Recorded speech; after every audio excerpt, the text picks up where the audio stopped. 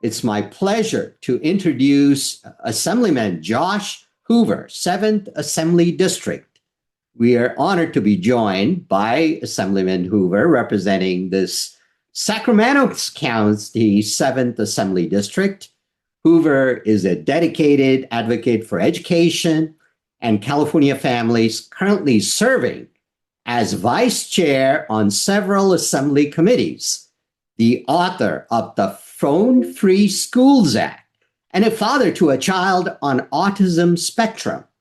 He is a staunch champion for the integration of individuals with special needs. Welcome, Assemblyman Hoover. Thank you for joining us. The floor is yours, sir. Thank you all for having me. I appreciate it. I'm coming to you live right now from the assembly floor session, so I appreciate any noise you hear in the background. Please forgive that. I am really excited to be here with you all to talk briefly about AB 1729. I'm actually currently walking around the floor today, doing a vote count, trying to get some strong bipartisan support for AB 1729. I think it's a bill that, for those that aren't familiar with it, I'm sure many of you are. It's a bill that would simply allow state agencies the flexibility to continue allowing their employees to work remotely, and would actually require them to justify in-person work. We obviously know there's a lot of jobs that need to be done in person, but I think we've shown over the last few years through the pandemic and after the pandemic that we can be very productive in our state workforce and be very effective as state employees working remotely. I represent thousands and thousands of state employees and have heard their voices very clearly that this is something that's very important to them. And so Alex, Assemblymember Lee and I are working together on this bill. I was a little disappointed in the governor's recent May revise announcement that he's sort of doubling down on the upcoming deadline for remote work and telework. We are continuing to try to build momentum to hopefully work something out with the governor. I was glad to see this bill continue to move forward through Appropriations Committee last week, but there's still a little bit of an uphill battle here. And so, but I'm very hopeful that we're going to continue to push this forward. We're going to get it out of the Assembly in the next couple weeks and move it to the Senate. It also has an urgency clause in it, so it would go into effect immediately once it is signed, but we would need the governor to sign it, which sort of lies the challenge here. So I think happy to answer any questions and talk about any other issues regarding the bill or any other issues. Thank you. Thank you so much. Really appreciate you taking the time from your busy agenda to show up here. So what is the current status of this 1729? I know it went into a suspense file, and then what's the strategy of bringing it out and making it active? So it was on suspense. It did get passed out last week. I'm actually the vice chair of the Appropriations Committee, and we had some really good conversations on that with Assemblymember Buffy Wicks, and was able to advance that to the floor. So it's currently sitting on the floor, ready to be voted on any day now. Excellent. What is it that many of us that are attending this event today can do to help advocate for this bill? Well, I would just say continue making your voices heard. We've received hundreds of letters. I think, especially as this bill moves to the Senate, I think continuing to send support letters and coalition letters to the committees to just express your support for the legislation and your support for telework. This obviously, I don't need to remind a lot of people here, but it benefits state employees in a huge way, which is important. But there's also a lot of other benefits that we continue to try to highlight. In fact, anytime someone comes to me in the district and says, those state employees, they just need to be back in the office, I kind of ask them, well, do you ever go downtown? Because if you do, that's going to be adding a lot more traffic to our highways, a lot more congestion. I think there's a lot of reasons for this to get broad support. And so we're just trying to make sure to highlight all the different reasons for all the different members. Thank you so much. Alex, you have your hand up. After that, I'm going to go to Nina. Go ahead, Alex. Thank you. And thank you, Assemblyman Hoover. This is been great to have an opportunity to chat with you. So I'm wondering, you mentioned to reach out to the legislature. I'm wondering, is there a more actually a most effective means to get the attention ear of, whether it be it's better to send in an email, it's better to call in, it's better to, or is it up to the actual person that's receiving it as the most influence? So is it a it depends kind of answer?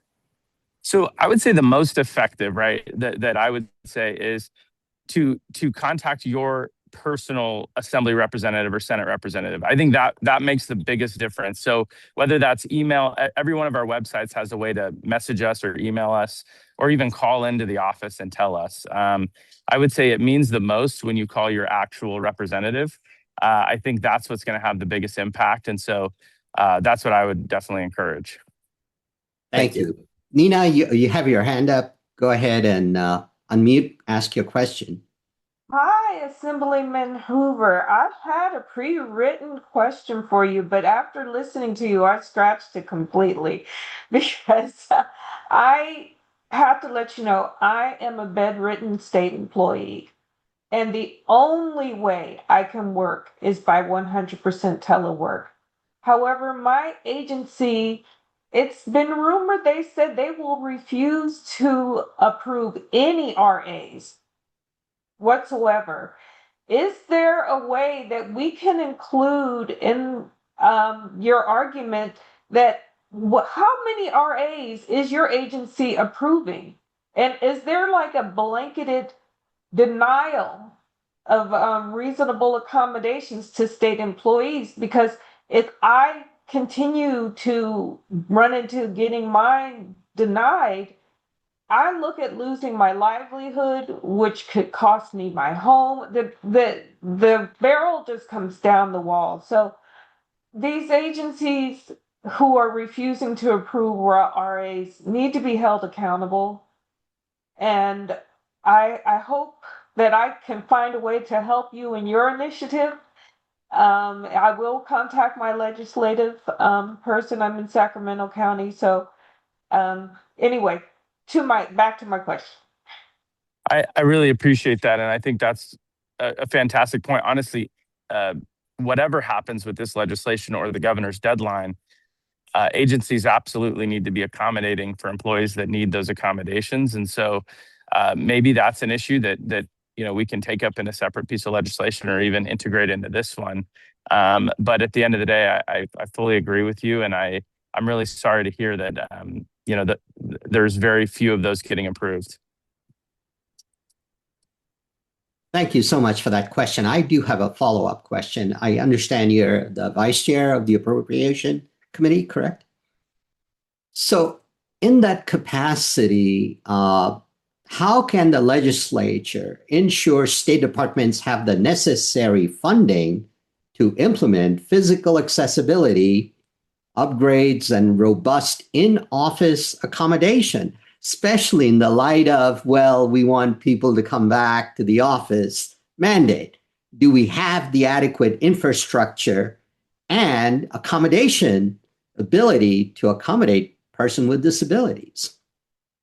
Yeah, I think this is actually one of the questions that is probably, one of the most important questions we should be asking, because the reality is that when we actually encouraged remote work during the pandemic and pushed everyone home, even, really readjusted everything, we got rid of a lot of office space, or there's not necessarily the space available, much less the accessible space available, not to mention all of the parking challenges that we have downtown just from the small increases that we've seen in-person work over the last year. So I would say absolutely not. Our infrastructure is not ready to go back online. This might be one reason the governor delayed his deadline last year, because it just wasn't going to be workable.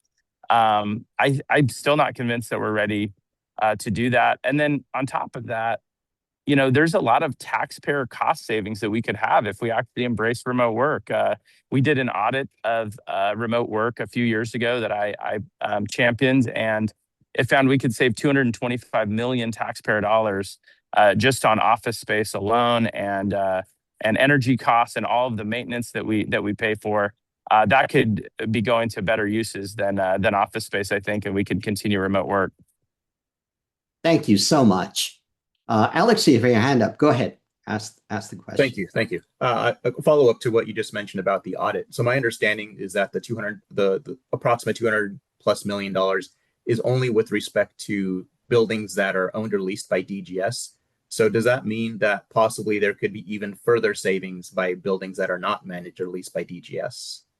There could be further savings, and I think that number also takes into account. I'm going to have to go back and look, but there was a couple different numbers proposed depending on how you did it. One of them was, a 2-day hybrid sort of schedule as well that would create savings. But the more remote that you go, the more the more savings you have. And then that also doesn't include all the buildings that we lease, outside of DGS. So you certainly could see even more savings in that. All right, thank you. And then just a comment about the person that spoke a moment ago, I believe Nina. I want to just add to that there are many state employees that were hired during the pandemic that did have disabilities or do have disabilities. And one thing that I hear in the disability community that's of concern, not just of the state, but employers in general, is we were doing this work remotely 100%. But if I have to go back into the traditional office space, that's something that's a no-go, and I'm going to lose my job.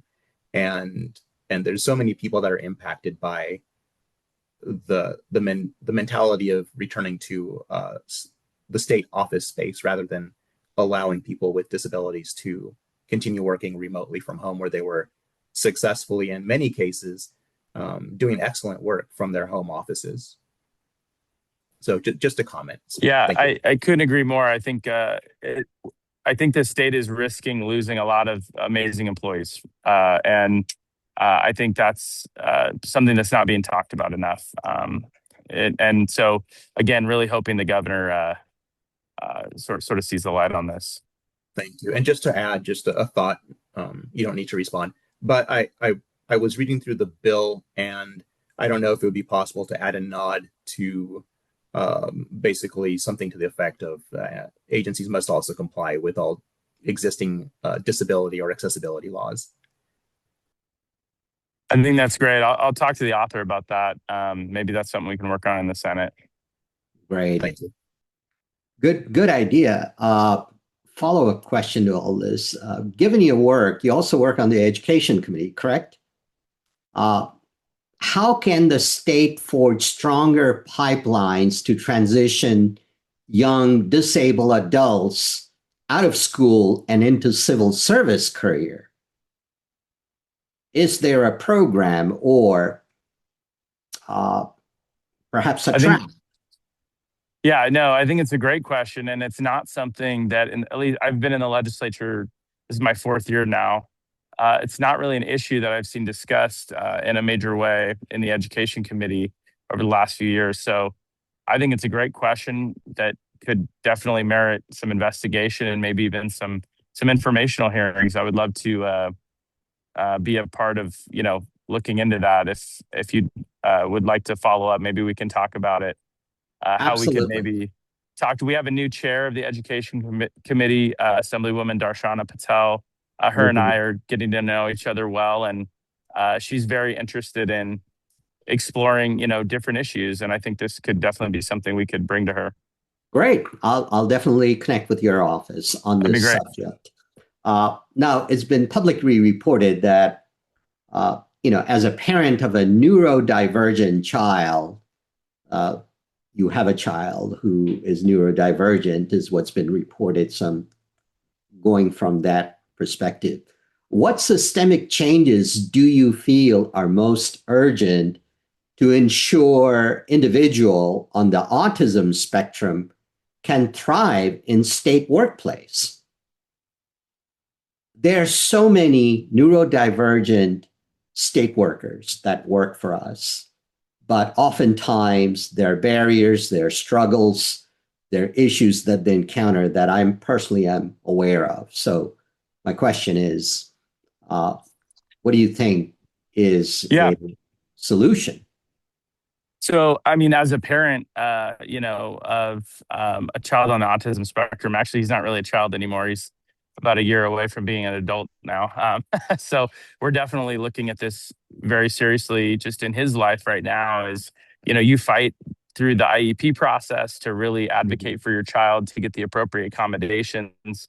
I was actually really thrilled to see the governor propose increased special education funding in his recent budget. I think that's a really critical piece of helping the kids when they're in school. But once they get out of school, you're right. I mean, I think our agencies in California should be working to provide, the same accommodations that we work so hard to provide our kids when they're in school. I think that needs to happen in the workplace too, because these individuals can bring tremendous value. And I know that my son is going to bring tremendous value to whoever ends up employing him. But there is accommodations that can and should be made that I think will make that experience even better. Thank you so much. I have a nephew who's neurodivergent on the autism spectrum. And I'm proud to say he's graduating from San Jose State. And I think his graduation is today or tomorrow. So I'm sure there is a great way people accomplish things in their lives, regardless of your status. We just need a little accommodation in it. So any other questions for Assemblyman Hoover? I'm not seeing any. Well, I do have one final question. And I understand your Phone Free School Act targeted well-being and technology. How do you view this intersection applying to the workplace productivity and support for state workers with cognitive or psychiatric disabilities? Yeah, it's interesting. Obviously our legislation focused on students in classrooms.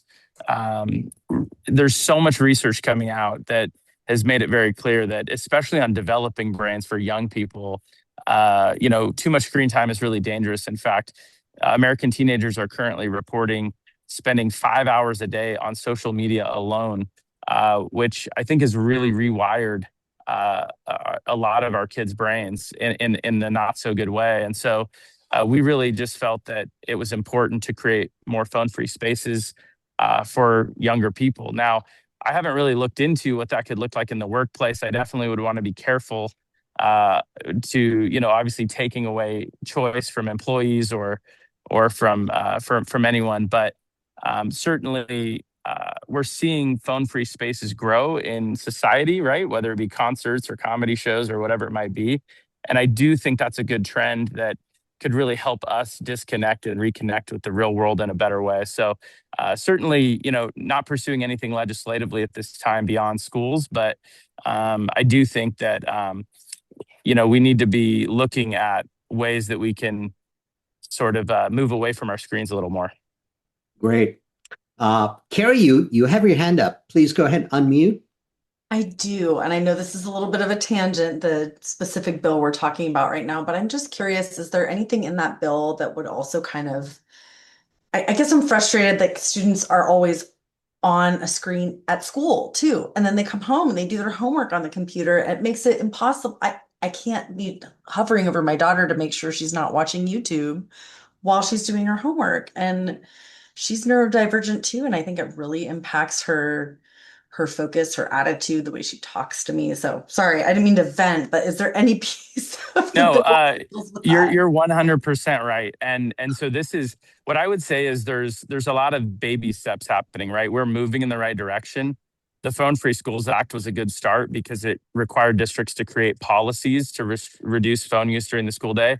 But we need to do more. And I think one of the things I've been talking with Assemblymember Josh Lowenthal and Assemblywoman Buffy Wicks about has been, over the next few years, we really want to start looking into, have we struck the right balance on digital technology in education, or have we gone overboard? And a lot of the new research is showing that we've really gone too far. There's too many Chromebooks and too many screens in our schools, not even including the phones, right? So that is something I'm really interested at looking into. And I think we have a bipartisan consensus to sort of explore that over the next couple of years. Hoping to move in that direction. But yeah, I couldn't agree more. I also have a bill with Assemblywoman Wicks this year that would sort of restrict social media for certain age groups, at least addictive social media platforms. And that's something we're also looking at very seriously as well. Great. Thank you. Dorina, you have your hand up. Yeah, hi. Thank you. I love that we're trying to move toward eliminating or reducing technology in the classrooms. I have two high school students and a middle schooler. One of them's neurodivergent. I have seen, having children pre-pandemic in schools where it was mostly pen, paper, and textbooks, the evolution of going technology-based and not veering away from that, continuing with that in their school district. I've certainly seen them losing not only these attention and engagement skills, but also the ability to critically think, the reliance of searching the internet, not really completely understanding the responsible use of artificial intelligence, which we cannot get away from now because it's summarized in the overview when you do a basic internet search. So I think there's also that intersection of responsible strategies and policies on AI in the classroom and in our schools, but also by students. So they have that awareness. They don't lose those critical thinking skills that we absolutely need for them to be successful in college and in the workforce. I do appreciate that schools are reducing time on cell phones, but I just want to kind of bring to the surface that the high school where my sons are at, there is a policy that says no cell phones in place, but it's very loosey-goosey. So I don't know what sort of professional development or training or what other resources we could provide to our districts to ensure that when the kids are in the class, that they don't have the ability to, once you're done with your assignment, you get your cell phone. And so what do? They hurry up and get it done. So it's quantity over quality. They're not really learning. So I just wanted to put that out there. As much as I try to be a mother and say, don't be on your cell phone, try and get other assignments done. Of course, they have that addiction. They want to be connected in whatever way to their technology. So I appreciate everything you're doing. And I hope to see more on this front and that intersection with AI as well. I appreciate that. Thanks so much. And it's an ongoing challenge, and I think supporting school districts with that would be really important. And we've talked about, obviously our state budget's been a little tough recently, so we haven't put any budget requests forward on that, but I think it's something we'd love to look into. Thank you so much for that question. The last question is from Matthew. Matthew, go ahead and unmute, ask your question.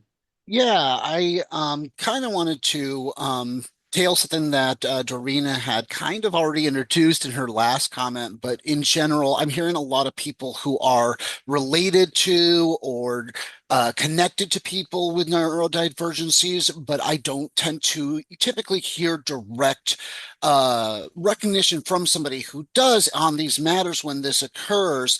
I myself am a person on the spectrum. I have had services since I was a child. I am currently working for the state, and I am the acting chair of my DAC. My thoughts on this kind of matter are the importance of these devices for individuals who utilize them rather than just going a black and white. Are they good? Are they bad? Should we take them away? Should we keep them in? Maybe more look into what is the practical use? What are we doing wrong? How can we accommodate that? What can we teach?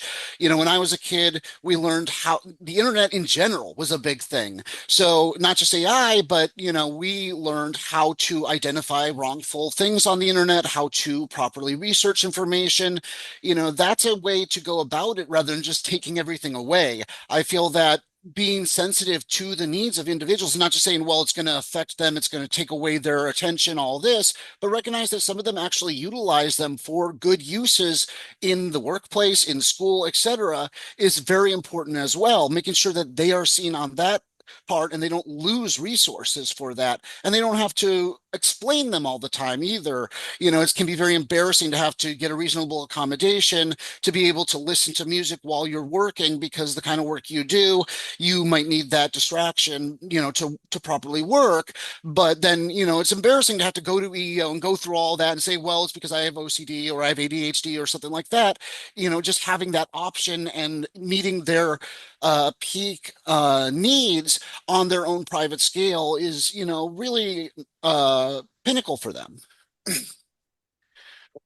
I think it's a great point. And, one thing I would mention about the Phone Free Schools Act as well, there's another bill going through this year, authored by Assemblymember Murasucci, that, draws in some very specific carve outs, right, and exceptions to, these restrictions, some of which would be, cases of emergency, some of if a student has an IEP and needs an accommodation, that would absolutely be something that they could get. And so I do agree with you. There again, just like we were talking about the workplace, there needs to be accommodations, and that includes with this policy as well.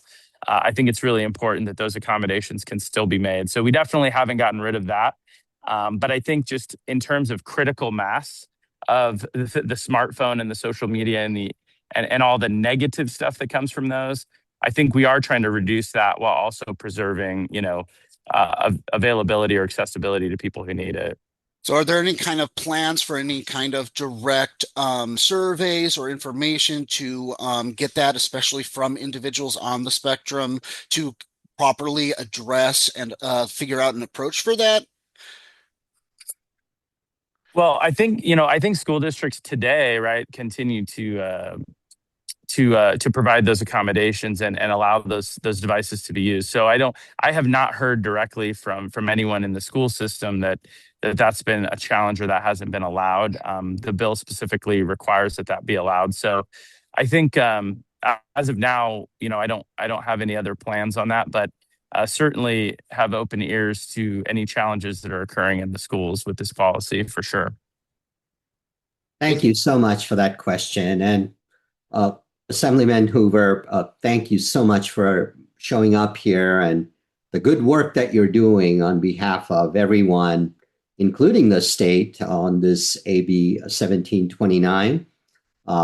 Keep up the good work, and we'll be supporting you all the way through. And again, thank you for joining us in SDAC, and come back and see us anytime. Thank you so much. I really appreciate you accommodating my situation here. But it was great speaking with everyone, and hope you have a great week. You as well. All right. Bye-bye. Now we are going to bring it's my pleasure